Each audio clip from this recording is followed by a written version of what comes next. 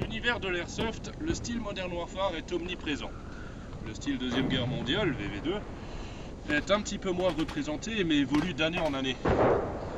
Mais alors pourquoi diable suis-je habillé de cette façon alors? Eh bien tout simplement parce que la Première Guerre mondiale, on n'en a rien à foutre. Alors petite question, pourquoi on s'en branle? Eh bah premièrement, y a pas de nazis. S'il y en a pas, bah, c'est pas drôle. Deuxièmement, c'est vieux. C'est vieux, c'est pourri, c'est nazi, c'est de la merde. Et troisièmement, ça je pense que c'est la vraie raison, c'est que c'est pas médiatique. La médiatisation fait vendre, c'est normal. Des films Deuxième Guerre, on en a à la pelle sur tous les sujets. Tiens, pourquoi on a que des para-américains en partie d'airsoft? Band of Brothers, bien sûr. Putain, mais c'est à croire qu'il y a que qui se sont battus sur le sol français, quoi. C'est aberrant, quoi, les mecs. Il faut varier un peu vos tenues, ça commence à saouler de voir que des paras partout. En jeu vidéo, c'est pareil, hein, y a le choix entre les Medal of Honor, Call of Duty, Brother in Arms, Company of Heroes et j'en passe encore plein d'autres. Et ça vaut aussi pour le style moderne, bien entendu. En film Première Guerre mondiale, il y en a, mais c'est pas encore du Soldat Ryan ou du The Pacific. Un long dimanche de fiançailles, par exemple, a marqué pas mal de monde avec ses scènes de bataille superbes.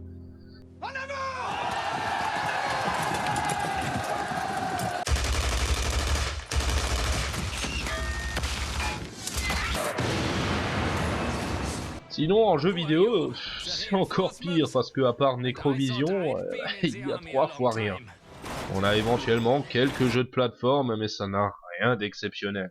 Donc du coup, des répliques Airsoft Première Guerre mondiale, ça n'a vraiment aucun intérêt commercial vu qu'il y a très peu de fans. Je suis pas tout à fait d'accord avec vous, ils avaient pas de mitraillette à l'époque. C'est faux! C'est vrai qu'en majorité, l'arme principale était le fusil à verrou, tel que l'excellent Mauser Gewehr 98, considéré à cette époque comme le meilleur fusil du monde. Deutsche Qualität. Mais dès 1915 apparaîtra en plus des mitrailleuses lourdes des armes automatiques plus légères. Exemple, le très rare fusil mitrailleur Villar Perosa modèle 15, de fabrication italienne qui pesait moins de 7,4 kg. Et attention, ça c'était de la fucking machine à coudre, hein. Ça débitait quand même entre 1200 et 1500 coups par minute, par canon. Attention. Donc c'est limite une disqueuse à ce stade-là. Par contre, ils auraient pu faire un effort parce que chargeur de 25 coups, c'est quand même light, quoi. Chez l'ami Fritz, on essaie de transformer la grosse MG08 en un fusil mitrailleur d'assaut, ce qui donnera plus tard la MG08-15. Qui pèse seulement 17 kg. Hein. C'est pratique pour courir avec ça, en plein no man's land. Et ça reste quand même un gros monstre. Et chez nous, en France, pendant ce temps, on invente le FM Shosha modèle 1915. 8,7 kg sur la balance, chargeur 20 coups, 500 coups minutes. Mais ça s'enraye tout le temps. Du coup, on les refile aux Amerlocs un peu plus tard dès leur entrée dans le conflit. Et quand ils captent qu'on leur a bien baisé la gueule, ils sortiront à la fin du conflit, sans doute pour nous dégoûter, le FM Bar modèle 18. Qui s'avère être une vraie tuerie et qui le sera encore plus pendant la Seconde Guerre mondiale. Et vu qu'on est en 1918, j'en profite, les Allemands ont sorti leur fameux MP18. Véritable pistolet mitrailleur efficace qui sera une véritable inspiration pour les armes futures du genre. Pendant ce temps, côté français, le Lebel fait chier, hein. Nos soldats souffrent de tendinite à force de recharger à chaque tir, donc on invente le fusil Meunier A6 modèle 1916 et les excellents FSA 17 et 18, qui seront plus tard d'ailleurs une grande source d'inspiration pour la création du très célèbre fusil M1 Garand américain.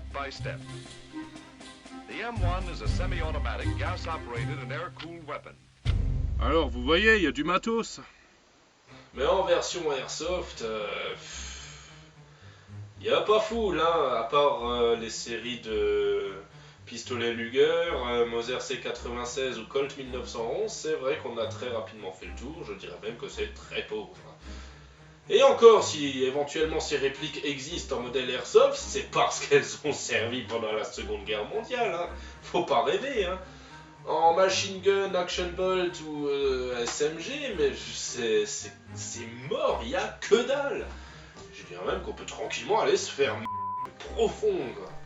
Les plus doués d'entre nous réaliseront des customs maison et sur YouTube par exemple on peut voir des MG08, mitrailleuses Levis ou Gewehr 98 Airsoft conçus par quelques virtuoses du modélisme et de la mécanique.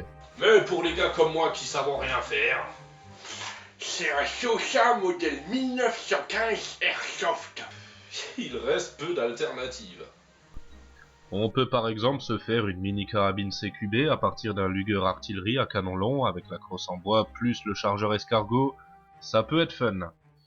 Une nouvelle barre chip a fait son apparition, on peut sans doute facilement la maquiller en modèle 18. Le Moser 98K de marque G et G peut peut-être se convertir sans trop de difficultés en un Moser AZ en achetant des pièces détachées.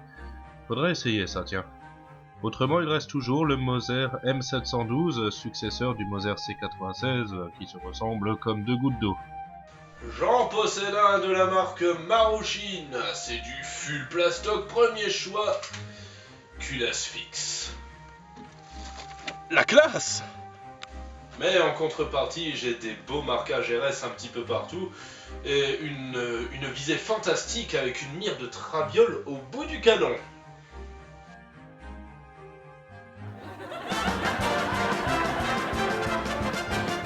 Malgré tout, il a quand même une belle présentation dans l'ensemble, et ce qui est sympa, c'est que le rail de cross qu'il y a ici peut recevoir un véritable étui cross de l'époque. Waouh!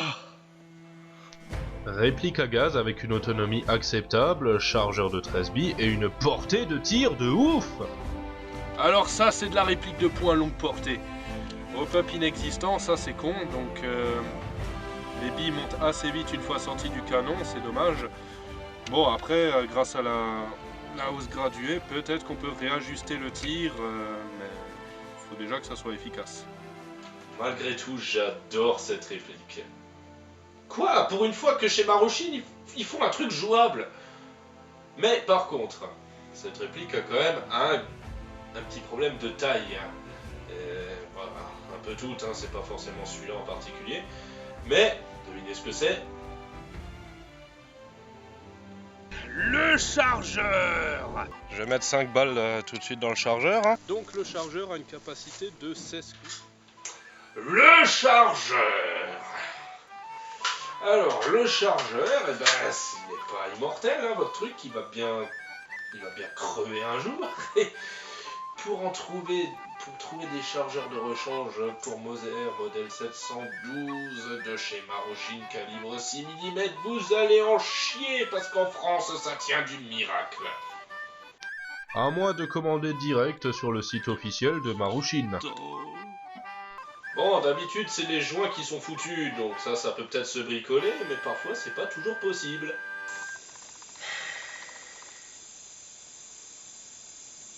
En conclusion concluante, je dirais que l'Airsoft VV2 n'est déjà pas forcément fiable et abordable comparé au style moderne, mais alors en ce qui concerne le style Première Guerre mondiale, c'est carrément inexistant. Ça révèle plus de la reconstitution historique ou alors du custom prototype qui est vraiment loin d'être accessible à tous. Peut-être peut-on espérer retrouver un regain d'intérêt pour ce terrible conflit en vue du centenaire proche de la déclaration de cette guerre.